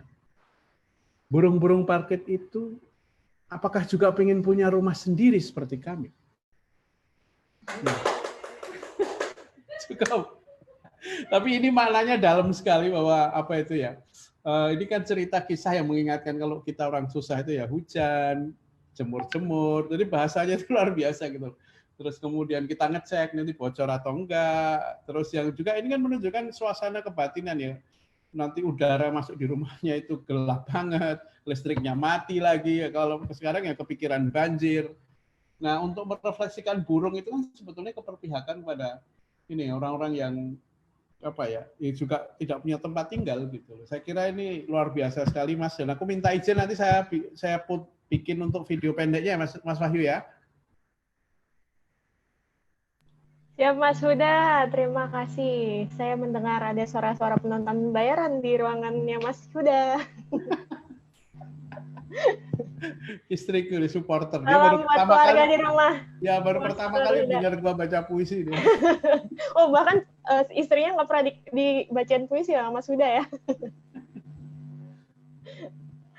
Salam kenal buat semuanya. Nanti kenal. Romo Pascal yang paling deket nanti saya bisa main ke Batam ini. Ya, setelah semua ini lebih kondusif situasinya ya, Mas. Ya. Oke, dari Singapura, kita masih punya beberapa line up lagi sebelum ke akhir pentas puisi ini. Kita akan agak jauh ke benua Eropa, di Belanda. Kita ada dua pembaca puisi, Mas Jos Wibisono dan Mas Buyung. Untuk yang pertama akan saya berikan kesempatan kepada Mas Jos Wibisono. Silahkan, Mas. Terima kasih atas kesempatan ini. Saya baru tahu bahwa saya diberi kesempatan untuk membaca puisi ketika baru bangun kira-kira 1-2 jam lalu. Karena di sini jam 10 pagi, 10 seperempat, isinya 2 jam lalu saya bangun jam 8. Saya terus mikir, aduh puisi apa gitu ya. Kemudian jadi saya di Amsterdam ya. Kemudian saya ingat satu puisi yang saya dengar pertama kali pada tahun 84, dibawakan sendiri oleh penyairnya yang tidak lain adalah Wiji Tukul. Ini bukunya, kumpulan puisinya. Nah, puisi yang akan saya bawakan ada dua. Yang pertama yang saya sangat sukai dan saya dengar pertama kali tahun 84. Saya nggak tahu apa, semua sudah lahir waktu itu. Dibawakan di Salatiga, waktu itu Wiji Tukul datang ke Salatiga menemui, tujuannya adalah menemui guru saya, tapi saya kemudian dijak sama guru saya untuk datang, yaitu Ari Budiman yang minggu lalu tutup usia. Saya diajak ke sana untuk melihat pementasan puisinya. Judul dia datang disponsori oleh Halim, diajak oleh Halim Hadi. Kemudian dia datang bersama Nirwan Dewanto. Kalau Nirwan itu puisinya sangat sangat muluk, kadang-kadang susah dipahami. Justru Wiji Tukul puisinya sangat sederhana dan dalam kehidupan sehari-hari, terutama kehidupan orang biasa. Nah, yang akan saya bacakan berjudul, ini betul-betul puisi yang saya sukai. Dan waktu, saya ingat sekali waktu Wiji Tukul membacakannya, dosen saya, Ari Budiman, sangat terpukau. Jadi kok ada kok ada puisi seperti ini, gitu. Puisi yang justru ditulis oleh, puisi yang dibikin oleh orang biasa dan berkisah tentang apa yang selama ini dicita-citakan oleh Ari Budiman, yaitu masyarakat yang berbelas asih kepada kalangan biasa, ya. Ini saya bacakan. Judulnya adalah Nyanyian Abang Becak. Jika harga minyak mundak, Simbok semakin ajik berkelahi sama bapak. Harga minyak mundak, lombok-lombok akan mundak, sandang pangan akan mundak. Maka terpaksa tukang-tukang lebon, lintah darat, bank plecit, tukang kredit harus dilayani. Siapa tidak marah bila kebutuhan hidup semakin mendesak? 1.500 uang belanja tertinggi dari bapak untuk Simbok.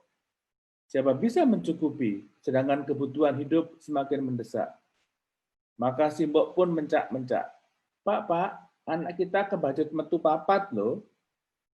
Bayaran sekolahnya anak-anak nunggak loh. Si Penceng muntah ngising. Perutku malah sudah isi lagi.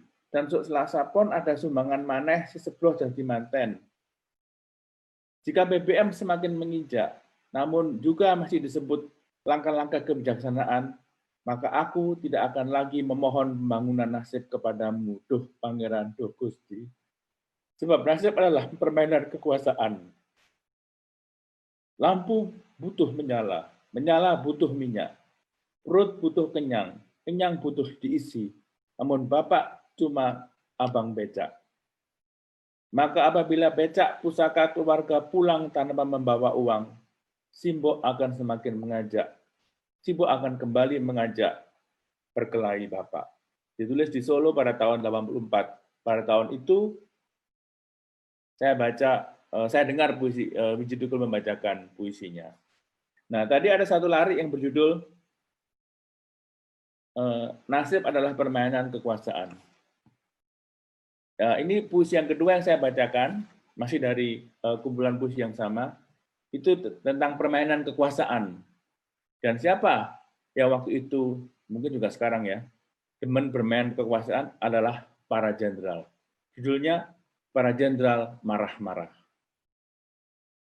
Pagi itu kemarahannya disiarkan oleh televisi, tapi aku tidur. Istriku yang menonton. Istriku kaget, sebab seorang letnan jenderal menyeret-nyeret namaku. Dengan tergopoh-gopoh selimutku ditarik-tariknya. Dengan mata masih lengket aku bertanya, mengapa? Hanya berapa patah kata keluar dari mulutnya. Namamu di televisi. Kalimat itu terus dia ulang seperti otomatis. Aku tidur lagi dan ketika bangun wajah jenderal itu sudah lenyap dari televisi.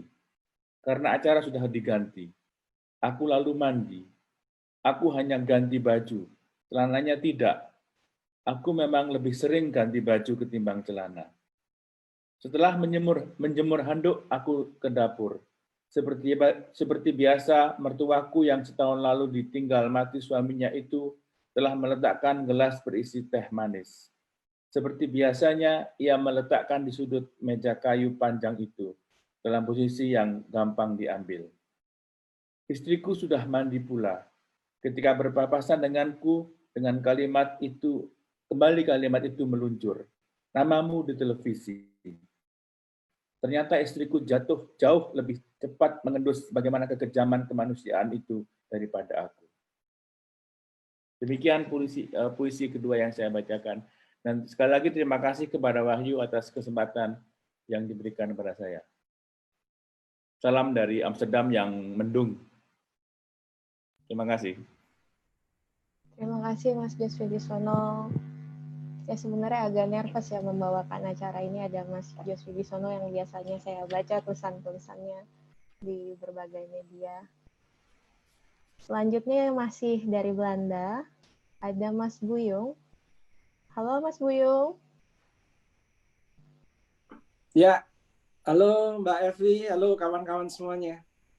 Siap, sudah terdengar jelas Ya. Mas Buyung. Kalau begitu saya persilahkan Mas Buyung untuk membacakan lirik puisinya. Iya, terima kasih Mbak Evi. Salam buat semuanya dan juga Pak Jos Wibisono. Saya tadi kalau lihat teman-teman, saya sempat berdiri karena lumayan dingin, karena daerah saya itu lebih dingin daripada tempatnya Pak Jos Wibisono. Saya ujung paling utara di Belanda, dan saya ngikuti Zoom ini sejak tadi pagi jam 4, karena beberapa teman di Solo bikin acara sejak tadi jam 4, jadi sekitar mungkin jam 9 waktu Indonesia ya. Dan saat ini lumayan juga masih mengikuti acara via Zoom ini. Dan puisi ini saya bikin ya khusus karena ketika Mas Wahyu posting acara untuk bikin acara 1 Mei, saya sangat bersemangat menyambut acaranya Mas Wahyu. Saya bilang, ayo langsung. Karena di Belanda sendiri 1 Mei ini jauh dari hingar-bingar bikin acara turun jalan. Ya. Kalau biasanya 1 Mei, saya kalau tidak ke Amsterdam, ke Den Haag. Karena di situ berkumpul ratusan ya para pekerja migran dari berbagai belahan dunia, khususnya di Indonesia, berasal dari Indonesia, dan lebih khususnya teman-teman pekerja migran yang tidak berdokumen. Puisi ini saya bikin karena dan berdasarkan pengalaman teman-teman para pekerja yang tidak berdokumen, karena memang di Belanda ini posisi para pekerja yang tidak berdokumen adalah yang paling rentan, karena mereka tidak terasuransi kesehatannya, juga tidak mendapatkan semacam subsidi dari pemerintah, dan pekerjaannya banyak yang hilang karena kecemasan dari warga Belanda sendiri untuk memperkerjakan mereka. Sehingga para pekerja migran asal Indonesia yang tidak berdokumen dalam saat ini memang dalam kondisi yang sangat memprihatinkan. Saya sendiri juga agak kaget karena beberapa teman pekerja migran di Malaysia, juga di Singapura sempat bilang bahwa ada semacam bantuan dari pemerintah Indonesia untuk mensupport mereka. Tetapi di Belanda sendiri, terutama untuk pekerja yang tidak berdokumen, yang sangat rentan, itu jauh dari hingar-bingar sentuhan dari pemerintah Indonesia. Saya tidak tahu apakah kemudian program bantuan ini hanya diberikan kepada pekerja yang berdokumen. Kalau seandainya itu betul, alangkah sayangnya. Karena kelompok paling rentan di Belanda adalah pekerja yang tidak berdokumen. Oleh karena itu, puisi ini saya persembahkan buat teman-teman pekerja yang tidak berdokumen, dan saya harap khususnya dan pada umumnya buat semua pekerja migran dimanapun kalian berada, ya. Judulnya adalah Puisi Nyanyian Sendu dari Jauh. Saya juga bukan pembaca puisi yang baik, juga bukan penulis puisi yang baik, tapi saya berusaha menulis dalam bahasa yang sederhana, sehingga saya sendiri paham. Puisi Nyanyian Sendu dari Jauh. Maret tahun ini, ku kenakan jaket tebal peninggalan musim dingin. sungguh tidak tepat untuk musim semi yang menanti. Tujuannya cuma satu. Setelah bekerja shift malam, aku akan segera pulang ke rumah dan memasang Skype di situ. Untuk menemui keluarga tercinta yang berjarak 12.000 km.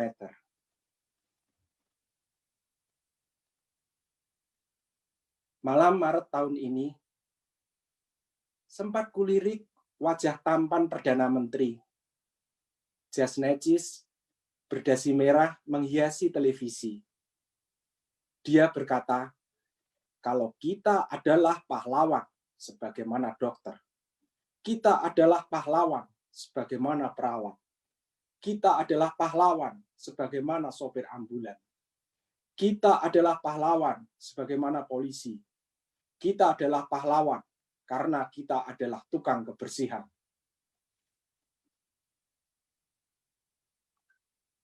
Tengah malam bulan Maret tahun ini, deringan kabar tertulis di handphone. Sekali tarikan napas, ku baca pelan-pelan. Oi, selamat malam. Saya cuma mau kasih tahu kamu, kemarin adalah kerja terakhirmu. Besok tidak ada pekerjaan lagi buat kamu.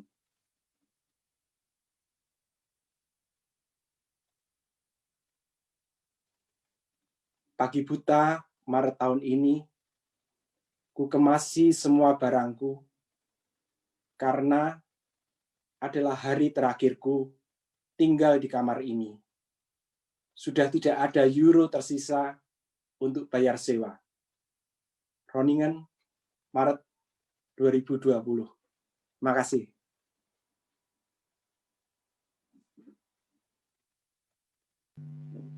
Terima kasih Mas Buyung atas pembacaan dan pembuatan puisinya yang didedikasikan kepada pekerja migran.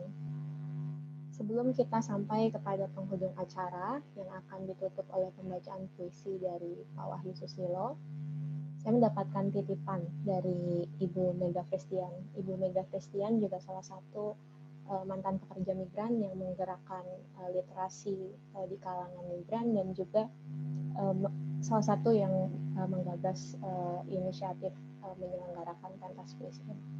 Bu Mega menitipkan pada saya sebuah puisi buatannya yang berjudul Gumam Penghabisan Seorang Pekerja Migran Indonesia oleh Mega Festian. Segalanya kemudian menjadi temaram ketika senja direnggut malam dan kereta ajal tiba menjemput di tiang gantungan. Hari datang dan pergi, menjinjing selaksa teka-teki. Kemungkinan pun gerbang tak terkunci. Sedang ajal dan duka menunggu di tikungan, menyergap harapan. Selamat tinggal tak sempat terucap kepadamu, nak. Saat kereta tiba, mayatku diturunkan dari tiang gantungan. Dicatat di 1-2 kalimat oleh koran-koran. Hari ini seorang pekerja migran Indonesia telah digantung ke mana. Lalu hilang di lubuk malam. Orang-orang tak menyimpan arsipnya. Bekas roda kereta maut yang tiba dan berlalu jelas benar kemiskinan memerosotkan martabat. Keadilan hanyalah kata-kata manis bagi orang yang tak berdaya, tak masuk hitungan dalam politik. Segalanya kemudian menjadi temaram ketika senja direnggut malam dan kereta ajal tiba menjemput di tiang gantung. Aku bergumam sendiri menggunakan duka penghabisan pekerja migran Indonesia. Martabat terlalu jauh sudah diperosotkan kemiskinan. Hong Kong, Mei 2004. Terima kasih Bu Mega puisinya.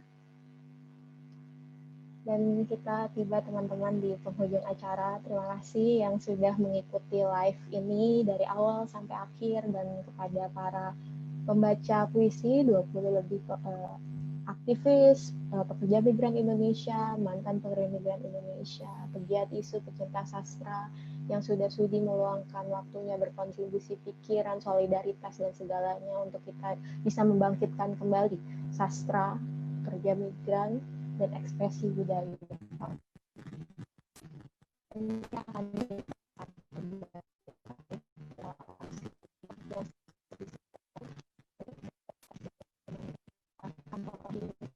Ya. Terima kasih teman-teman. Bisa mendengarkan suara saya? Oke. Ya, saya akan membacakan dua puisi Wiji Tukul. Soal puisi ini saya dulu diwanti-wanti, kamu jangan nulis puisi ya, puisi jatahku gitu. Jadi sampai sekarang saya nggak bisa nulis puisi. Dipaksa-paksa aja pasti juga nggak bisa, karena itu udah pembagian kerja secara ideologis, secara politik seperti itu. Nah, ada dua puisi yang ingin saya bacakan. Satu judulnya adalah Masihkah Kau Membutuhkan Perumpamaan. Ini sebenarnya kelanjutan dari tadi yang dibacakan oleh Mas Jos ya, soal jenderal-jenderal itu, karena ini ditulis pada masa pelarian seperti itu, dan saya menemukan dan tertarik puisi ini karena dia juga bicara soal migrant worker seperti itu.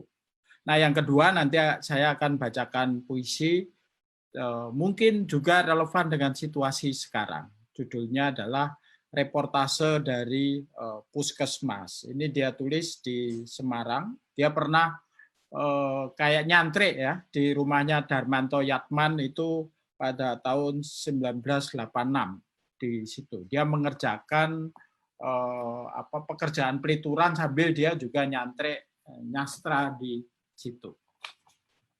Nah, saya akan bacakan puisi pertama yang judulnya Masihkah Kau Membutuhkan Perumpamaan. Puisi ini didedikasikan untuk Profesor Dr. Whitehead pada ulang tahun yang ke-90 pada tanggal 11 November 1997. Saya kira Pak Yos, Mas Yos lebih banyak tahu tentang siapa itu Whitehead, dan Kang Mas Tukul ini pernah mendapatkan Whitehead Award kalau nggak salah pada tahun 94 atau 95 seperti itu. Masihkah kau membutuhkan perumpamaan? Waktu aku digeladak kapal di tengah Laut Jawa bersama para TKW dari Malaysia, pulang hendak berlebaran di kampung. Aku ingin menulis puisi dengan pembukaan. Hidup ini seperti laut dan aku ini penumpang yang... Tapi apakah hidupku ini masih butuh perumpamaan? Waktu aku hendak ke Jogja, lewat Ponorogo, Jatisrono, terus Wonogiri, dan di Pracimoloyo. Mampir mandi di mata air bersama satu-satunya untuk beberapa desa. Waktu naik bis umum bersama penduduk yang membawa ember kain baju cucian. Berkilo-kilometer jarak rumah ke mata air. Aku bertanya-tanya, masihkah aku membutuhkan perumpamaan untuk mengungkapkan ini? Waktu mataku ditendang tentara dalam pemogokan buruh, dalam hati aku bilang mereka lebih ganas dari serigala. Tapi aku masih ragu, apakah perumpamaan ini kupahami? Waktu aku jadi buronan politik karena bergabung dengan Partai Rakyat Demokratik, namaku diumumkan di koran-koran. Rumahku digerebek, biniku diteror. dipanggil Koramil, diinterogasi, diintimidasi. Anakku 4 tahun melihatnya. Masihkah kau membutuhkan perumpamaan untuk mengatakan, aku tidak merdeka? Puisi ini ditulis dalam perjalanan pulang ya. Kalau teman-teman nonton film Istirahatlah Kata-kata, Tukul sempat ke Pontianak waktu jadi buron, dan dia balik lagi waktu itu untuk melakukan kerja-kerja politik sampai dia dihilangkan. Puisi yang kedua judulnya adalah Reportase dari Puskesmas. Barangkali karena ikan laut yang kumakan ya. Barangkali ikan laut. Seminggu ini tubuhku gatal-gatal. Ya, gatal-gatal. Karena itu dengan Rp500 aku daftarkan diri ke loket. Ternyata cuma Rp150. Murah sekali. Murah sekali. Lalu aku menunggu, berdiri. Bukan aku saja ternyata, tapi berpuluh-puluh bayi digendong. Orang batuk-batuk, kursi-kursi tak cukup. Maka berdirilah aku. Sakit apa, Pak? Aku bertanya kepada seorang bapak berkaos lorek. Kurus, bersandal jepit, dan yang kemudian mengaku sebagai penjual kaos celana pakaian rombeng di Pasar Johar. Batuk pilek, pusing, sesak napas. Kayak ciri-ciri corona ya. Wah, campur jadi satu. Nah. Bayangkan, 3 hari menggigil panas. Tak bisa tidur, ceritanya kepadaku. Mendengar cerita lelaki itu, seorang ibu 40 tahun menjerit gembira. Ya ampun, rupanya bukan aku saja. Di ruang tunggu berjejal yang sakit pagi itu. Sakit gigi, mules, mencret, demam, semua bersatu jadi satu. Menunggu. Oh ya, pagi itu seorang tukang kayu sudah 3 hari tak kerja. Kakinya merah, bengkak, gemetar. Menginjak paku katanya. Meringis. Puskesmas itu demokratis sekali pikirku. Sakit gigi, sakit mata, mencret, kurapan, demam, tak bisa tidur. Semua disuntik dengan obat yang sama. Ini namanya sama rasa, sama rata, kata Pak Sakban Rosidi. Ini namanya setiap warga negara mendapatkan haknya. Semua yang sakit diberi obat yang sama. Semarang 86, 1986. Yeay. Pak Wahyu, ada lagi kata-kata yang untuk menutup pentas kita hari ini yang mungkin bisa disampaikan kepada teman-teman yang berada di belahan dunia lainnya dan juga yang menonton ini secara live tentunya. Ya, pertama-tama saya mengucapkan terima kasih pada semua teman-teman dari benua Australia, benua Asia, dari benua Eropa. Suatu kali nanti kita pada untuk semua benua ya, Afrika, Amerika, Antartika lagi seperti itu. Dan tentu ini bukan perjumpaan pertama. Kita pengen juga akan ada event-event lain, dan senang sekali kalau event kita itu bukan via Zoom, tapi kita bisa bersemuka, bisa bertemu muka seperti ini. Dan saya kira apa yang tadi teman-teman bacakan itu juga mungkin bisa melepaskan ya kejenuhan kita dalam masa pingitan ini. Gitu ya. Kemarin kita baru lewat bulan April, bulan Kartini. Pingitan itu bahasa Belandanya apa, Mas Yos? Itu. Ya, Pak, Pingitan. Kartini dipingit bahasa Belandanya, Bapak. Apa ya? Seklusi atau nggak tahu apa? Nggak tahu ya. Ya. Mas Yos ini, Mas Yos ini nulis tulisan yang menarik sekali, mengkritisi 3 terjemahan buku Kartini. Judul yang benar sebenarnya bukan habis gelap terbitlah terang, tetapi Mas Jos lebih progresif lagi judulnya. Ya mungkin bergulat dalam gelap untuk mencapai terang gitu mungkin. Ya, hebat.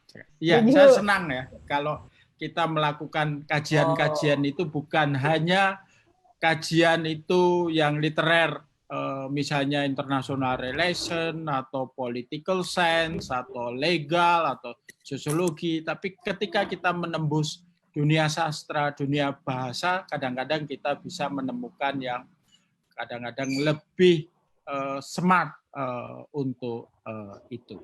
Nah, sekali lagi saya mengucapkan terima kasih kepada semua teman-teman di sini. Suatu kali kita bisa jumpa lagi, mungkin Mas Huda bisa jadi host, Mas Fajar bisa jadi host, Mbak Yasinta mungkin bisa menghubungkan kita dengan mahasiswa-mahasiswanya kalau pengen konten sastra pekerja migran dibahas di kelas bahasa di Monash University. Saya kira itu. Terima kasih. Mungkin sebelumnya kita bisa foto bersama, Evi. Nah, di screen cap oleh hostnya ya.